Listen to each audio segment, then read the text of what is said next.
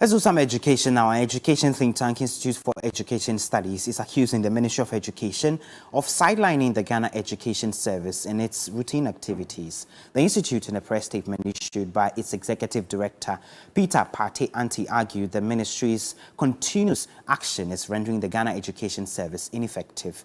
The concern by the think tank follows a recent memo written to the Education Minister by the Director General of the Education Service, demanding some details on the World Bank training purported to have been conducted for some teachers. The development, if not checked, according to iFirst, could have drastic impact on Ghana's education sector. Peter Pate-Anti is joining us. He's Executive Director of iFirst. Thank you, Peter, for joining us. We know this is coming on the back of all the development, that has been brewing since last week between the ministry and the GES on the Gallup, project and many others. But beyond just this recent incident, has there been any, antecedents that you recall which is necessitating your release, calling for collaboration between the two?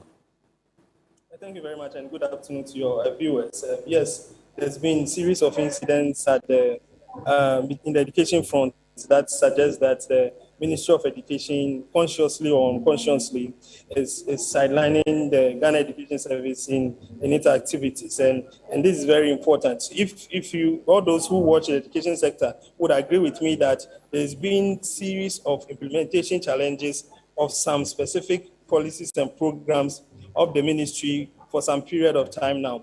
Typical example is the implementation of the National Standardized Test, which documents available suggested that the Ghana Education Service was not in favor of the mode and the format that the exams were supposed to be taken, because this was supposed to be a school-based diagnostic test, but then at the end of the day, the ministry decided to make it an external kind of examination for WAEC to come and handle. At the same time, we have issues with the school calendar. We are all aware that the Minister of Education announced that for the first time, they are having a committee that would produce a stable calendar, academic calendar for a period of time. But then the result of this kind of academic calendar is glaring. All of us know what has been happening since these calendar issues came up. We also have issues with the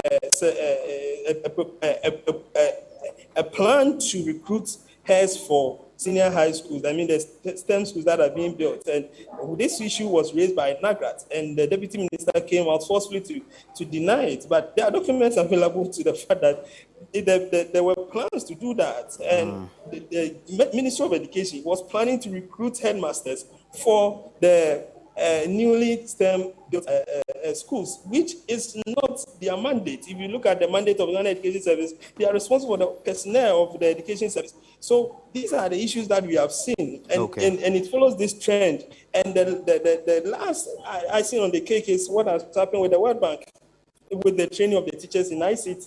And we know that there cannot be any training in this country in the education service for over 40,000 teachers, and the Director General of the Ghana Education Service will not be aware.